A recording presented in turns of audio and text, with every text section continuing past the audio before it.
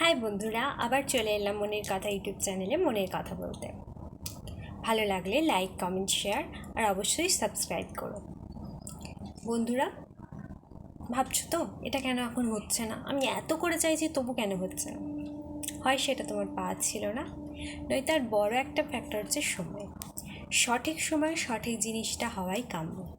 এবং আমরা অনেক সময় বুঝতে পারি না যে কোনটা আমাদের জন্য সঠিক, সেটা ভালো বোঝেন ভগবান, তাই না?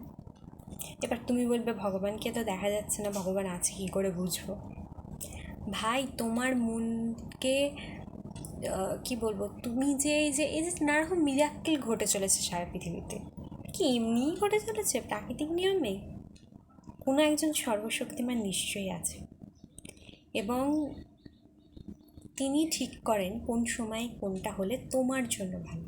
তাই নিজে কিছু না চেয়ে তারকে বলো, তিনি যেন তোমাকে সর্বশ্রেষ্ঠ জিনিসটা দেন।